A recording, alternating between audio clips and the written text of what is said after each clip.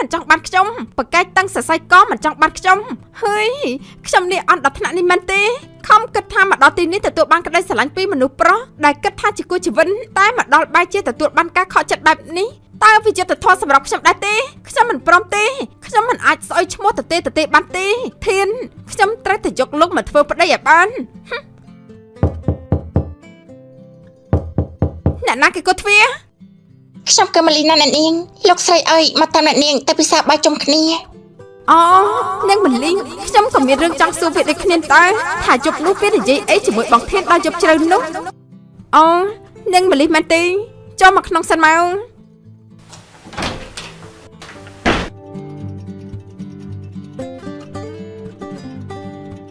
អ្នកនាងមានអីចង់ប្រាប់ខ្ញុំមែនទេមានរឿងចង់និយាយជាមួយឯងយប់នោះឯងធ្វើអីជាមួយបងធានទាំងកដាយំរឹកពីគួរឲ្យសង្ស័យឯងធ្វើអីទៅអ្នកនាងនិយាយពីអីទេធ្វើអីទេខ្ញុំមិនបានធ្វើអ្វីនោះទេស្មានតែខ្ញុំល្ងងគិតមិនយល់មែនទេតែសាសងជាមួយបងធានទាំងកដាយំកុំគិតថានាងមានចិត្តលើបងធានឲ្យសោះនោះណានាងម៉ាលីអត់ទេអ្នកនាងមិនដូចជាអ្វីដែលនាងគិតនោះទេយប់នោះខ្ញុំចូលគាត់ដល់ចៃដន្យទេមិនបានសាសងអ្វីទាំងអស់យ៉ាងគឺនិយាយគ្នាលេងធម្មតាក្នុងនាមជាចៅហ្វាយនិងអ្នកបម្រើប៉ុណ្ណឹងឃើញនាងនិយាយគ្នាឡើងយូរមើលទៅដូចជាសប្បាយអន់ណាស់សម្បូររឿងនិយាយគ្នាណាស់មែនទេខ្លួនជាកញ្ចាស់ប៉ុន្តែចង់ធ្វើស្និទ្ធស្នាលជាមួយចៅហ្វាយនាងឬមួយក៏ឯងប្រាំមុនស្នេហ៍មាយាអីតាក់ចិត្តបងធានឯងមានចិត្តលើបងធានមែនទេនាងម៉ាលីអត់ទេអ្នកនាងខ្ញុំគ្មានកំណត់បែបនេះទេមិនថានាងចង់គិតបែបណាចំពោះខ្ញុំទេប៉ុន្តែខ្ញុំគ្មានកំណត់បែបនោះដូចដែរអ្នកនាងគិតទេអ្នកនាងចេញទៅពិសាបាយទេកុំឲ្យលោកម្ចាស់លោកស្រីចាំខ្ញុំសុំទៅវិញសិនហើយ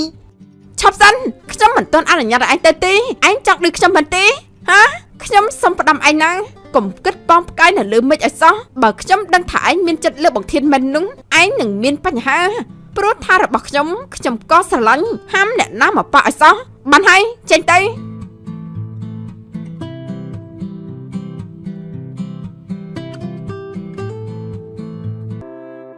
មានរឿងអីមែនទេម៉ាលីនៅក្នុងផ្ទះបាយមុននេះអ៊ំមើលមុខរបស់ឯងនេះដូចជាមិនរីកសោះឈឺអីមែនចាំអ៊ំរកថ្នាំឲ្យលាបណាអត់ទេណាអ៊ំខ្ញុំគ្រាន់តែមិនសប្បាយចិត្តចំពោះរឿងខ្លះប៉ុណ្ណឹងតើឯងមិនសប្បាយចិត្តរឿងអីទៅប្រាប់អ៊ំឲ្យដឹងផងបានទេអ៊ំចាន់ខ្ញុំមិនចង់នៅទីនេះទៀតទេអ្នកនឹងបោះស្បាមិនសប្បាយចិត្តនឹងវត្តមានរបស់ខ្ញុំសាំងខ្ញុំមិនដឹងថាខ្ញុំបានធ្វើអ្វីឲ្យអ្នកនឹងមិនសប្បាយចិត្តនោះទេតែបានជានាងចេះតែចង់មានបញ្ហាជាមួយខ្ញុំនឹងតើឯងមិនសប្បាយចិត្តរឿងអីទៅប្រាប់អ៊ំឲ្យដឹងផងបានទេបើឯងមិននៅទីនេះឯងចង់ទៅនៅឯណាបើពេលនេះឯងគ្មានកន្លែងត្រូវទៅផងនោះឯងក៏គ្មានបងប្អូនសាច់ញាតិនោះដែរកុំគិតច្រើនពេកអីណាតាមតែនាងទៅហើយកុំព្យាយាមនៅក្បែរអ្នកនាងបោះស្បាពេកបើដឹងថានាងមិនចូលចិត្តឯងនោះយើងជាអ្នកបម្រើណាជាបានក៏ជាទៅកសាប់ផ្នែកដែលនាងមើលមកខ្ញុំដូចជាស្អប់ខ្ញុំតាំងពីកើតអញ្ចឹងហើយរឿងមួយទៀតដែលខ្ញុំពិបាកទទួលយកនោះគឺខ្ញុំមិនចង់ធ្វើបាបចិត្តខ្លួនឯងទេខ្ញុំមិនចង់ឃើញមនុស្សដែលខ្ញុំស្រឡាញ់ត្រូវរៀបការជាមួយស្រីផ្សេងខ្ញុំដឹងថាខ្ញុំគ្មានសិទ្ធិខុសចិត្តទេគ្មានសិទ្ធិខឹងអ្វីទាំងអស់ប៉ុន្តែអារម្មណ៍ក្នុងចិត្តគឺពិតជាពិបាកបញ្ជាពីព្រោះខ្ញុំបានលោកស្រឡាញ់លោកប្រធានទៅហើយម៉ាលីម៉ាលីជីមិនហើយនឹងមិនក៏គៀងហើយកំពុងតែគិតអីមែននឹងរឿងអីដែលឯងថាពិបាកទទួលយកនោះឯងនេះប្លែកណាមួយរយៈនេះផ្លឹកកើតអីឲ្យប្រកបនឹងហ៎អត់មែនទេអ៊ំប្រហែលជាខ្ញុំគិតច្រើនពេកក៏ចេះតែនឹកឃើញរឿងនេះរឿងនោះអញ្ចឹងខ្ញុំសុំទៅធ្វើការសិនហើយ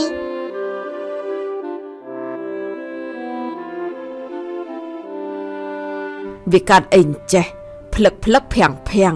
ឬមួយក៏នាងបោះស្បាស្ដីថាឲ្យវាទៀតដឹងអ្នកនាងនោះក៏អញ្ចឹងដែរមិនក៏ចេះតែកងកាច់ជាមួយនឹងអ្នកបម្រើអញ្ចឹងឃើញគេស្អាតជាងមែនអ្នកម៉ាក់ត្រូវទៅជួយខ្ញុំណាខ្ញុំមិនព្រមទេកូនមានរឿងអីអ្នកណាធ្វើអីកូនមែនទេឆាប់ប្រាប់ម៉ាក់មកអ្នកម៉ាក់ត្រូវតែមកនិយាយរឿងរៀបការខ្ញុំនឹងមកធានឲ្យបានឆាប់ណាខ្ញុំមិនចង់បញ្ជាពេលទៀតទេព្រោះមិនចង់ឲ្យគេគិតមកលើខ្ញុំថាជាមនុស្សស្រីដែលឲ្យដៃប្រុសដល់ផ្ទះនោះទេអ្នកណាហ៊ានថាឲ្យកូនម៉ាក់បែបនេះចាំម៉ាក់ទៅហែកមាត់វាឲ្យអាយ៉ាស់តែម្ដងប្រាប់ម៉ាក់មកអ្នកណា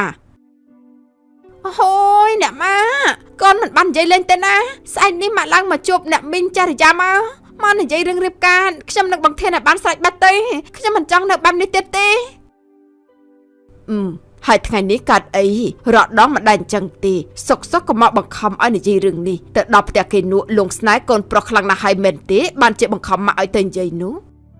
ម៉ាក់ប្រុងទុកដល់ពេលណាទៀតទុកឲ្យគេបាននិយាយពេញស្រុកមែនទេយ៉ាងណាមុនក្រោយគង់ទៅរៀបការជាមួយគ្នាខ្ញុំទាំងពីរអ្នកក៏ធំពេញវ័យហើយដែរចាំធ្វើអីទៀតខ្ញុំមិនដឹងទេណាអ្នកម៉ាលោកប៉ាត្រូវតែមកទីនេះមកនិយាយរឿងរៀបការរបស់ខ្ញុំ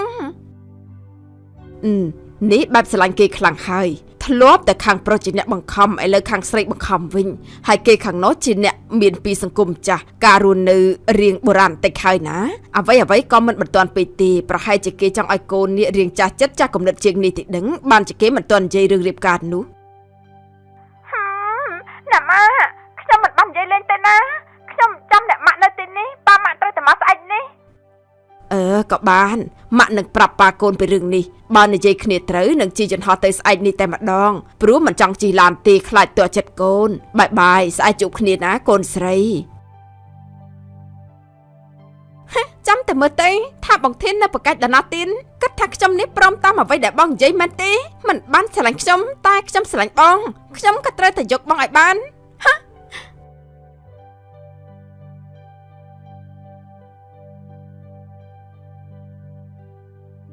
អូក្មួយបូស្បាមុននេះដូចជាលឺកំពុងនិយាយទូរស័ព្ទជាមួយនឹងម៉ាក់មែនទេចាអ្នកមីងគាត់ថាស្អែកនេះគាត់នឹងមកទីនេះគាត់ចង់មកលេងជាមួយអ្នកមីងដែរគាត់ថានឹកបរិយាកាសនៅស្រុកស្រែជនបទណាអូពិតមែនឯក្មួយគឺពិតជាល្អខ្លាំងណាស់មីងក៏មានរឿងចង់និយាយជាមួយគាត់ដូចគ្នាដែរគឺរឿងរៀបការក្មួយនឹងកូនធាននឹងណាចាអ្នកមីងក្មួយអរគុណអ្នកមីងណាប៉ុន្តែខ្ញុំមើលទៅបងធានដូចជាមិនរវល់ពីរឿងនេះសោះខ្ញុំមកប្រហែលថ្ងៃហើយគាត់គ្មានអ្វីនិយាយជាមួយខ្ញុំសោះឬក៏គាត់មិនបានស្រឡាញ់ខ្ញុំទេដឹងកុំគិតអញ្ចឹងអីណាក្មួយបងគេស្រឡាញ់តើគ្រាន់តែថាកូនធានជាមនុស្សអៀនព្រានច្រើនមិនសូវចេះមាត់កនោះទីក្មួយកុំគិតច្រើននាំកង្វល់ចិត្តអីណារឿងកូនធានទុកឲ្យមីងជាអ្នកចាត់ការចោះណានេះតែខ្ញុំត្រូវរៀបការជាមួយបោះស្បាពិតមែនទេតែខ្ញុំមិនបានស្រឡាញ់នាងនោះទេតែខ្ញុំគួរធ្វើបែបណាទេបើមិនធ្វើតាមលោកពុកណាម៉ែខ្ញុំច្បាស់ជាមានឈ្មោះជាកូនអាកាត់កញ្ញូមិនខាននោះទេ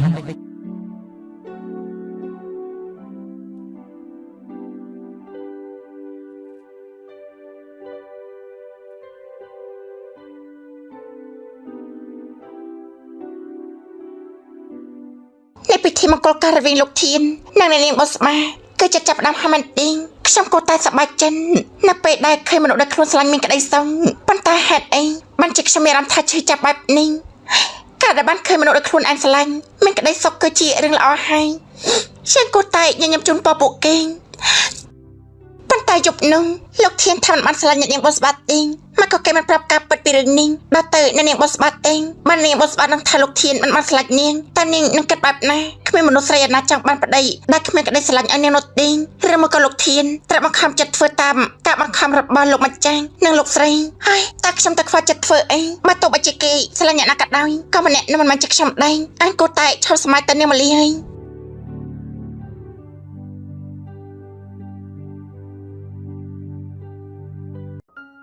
លុះស្អែកឡើងម៉ាក់ប៉ារបស់បោះស្បាក៏បានមកដល់ផ្ទះរបស់ធានឯចុះលោកម្ចាស់និងលោកស្រីមកដល់ហើយឯងសំទោសណាស់ដែលឲ្យរងចាំពីព្រោះមុននេះទៅប្រាប់ការងារដល់ក្មេងៗនៅក្នុងផ្ទះឲ្យត្រៀមអាហារទទួលអ្នកគឺពិតជាឲ្យលោកទាំងពីរនឹងចាំតិចហើយណាចាមិនអីទេអ្នកតាមសម្រួលចុះនិយាយអញ្ចឹងកូនបូស្បាបានបង្កការរំខានដល់លោកស្រីនិងក្មួយធានដែរទេខ្ញុំពិតជាក្រែងចិត្តដល់លោកទាំងពីរណាហើយលោកស្រីរំខានអីទៅពួកខ្ញុំមិនដែលទុកក្មួយបោះស្បាជាអ្នកក្រៅនោះទេណាគឺទុកក្មួយបោះស្បាដូចជាកូនម្នាក់ដែរណាមួយក្មួយបោះស្បាជាគូដណ្ដឹងនិងកូនធានរងចាំតែថ្ងៃរៀបការតែប៉ុណ្ណោះមែនទេអូនចាពិតមែនហើយបងក្មួយបូស្បាជាក្មេងល្អមិនដែលបង្កបញ្ហាអ្វីនោះទេបាទមកបែបនេះខ្ញុំមានតែសប្បាយចិត្តទៅវិញទេណាបែរហើយខ្ញុំមកនេះក៏មានរឿងសំខាន់ចង់និយាយផងដែរណាគឺរឿងរបស់កូនជើងទាំងពីរនឹងណាពួកគេក៏ដល់វ័យដែលអាចសាងគ្រួសារបានដែរដោយពួកយើងបានបញ្ចប់ពីពួកគេតាំងពីក្មេងបើគេពេញវ័យហើយនោះខ្ញុំគិតថាយើងគួរតែរៀបចំទុកដាក់ពួកគេឲ្យហើយក៏ល្អណាស់ មែនហើយព្រោះមិនចង់ទុកយូរទៀតទេដូចអ្នកដឹងស្រាប់ហើយមាត់មនុស្សចាំតែនិយាយជាពិសេសខាងខ្ញុំជាស្រីចេញចូលផ្ទះអ្នកញឹកញាប់ពេកមិនល្អប្រហែលទេបើមិនទាន់មានពិធីឲ្យពួកគេនោះទេដូច្នេះហើយខ្ញុំមិនចង់ឲ្យមានមាត់គេនិយាយទៀតរៀបការឲ្យហើយក៏ល្អណោះគឺពិតជាមានចិត្តដូចគ្នាណាស់ខ្ញុំក៏ចង់និយាយពីរឿងនេះដែរខ្ញុំយល់ពីភាពកង្វល់របស់អ្នកខ្ញុំក៏ចង់ឲ្យបានរៀបចំពិធីមង្គលការហ្នឹងឲ្យកូនឲ្យស្រេចដែរណាពីព្រោះក៏យល់ពីចិត្តជាម្ដាយចិត្តជាមនុស្សស្រីតែខ្ញុំមិនទាន់ចង់រៀបការទេណាម៉ែខ្ញុំចង់សុំពេលមួយរយៈទៀតខ្ញុំមិនទាន់បានត្រៀមខ្លួនរួចរាល់ក្នុងការធ្វើជាប្តីគេទៅទេហើយតើកូននៅចាំអីទៀតយើងមានទាំងអស់គ្មានស្អីខ្វះទេទោះរៀបការនៅក្មេងបន្តិចក៏មានពុកម៉ែចាំក្រងយូរទៅក៏ចាស់ចិត្តចាស់កំណត់ហើយធ្វើឲ្យហើយទៅនេះកូនមិនយល់ពីអារម្មណ៍ក្មួយបុស្បាទេអីគ្នាជាមនុស្សស្រីផងគ្នាជាអ្នកខូចខានមិនមែនតាមតែចិត្តកូននោះទេណាតែខ្ញុំពិតជាមិនទាន់បានត្រៀមខ្លួនពិតមែនណាទុកពេលឲ្យខ្ញុំ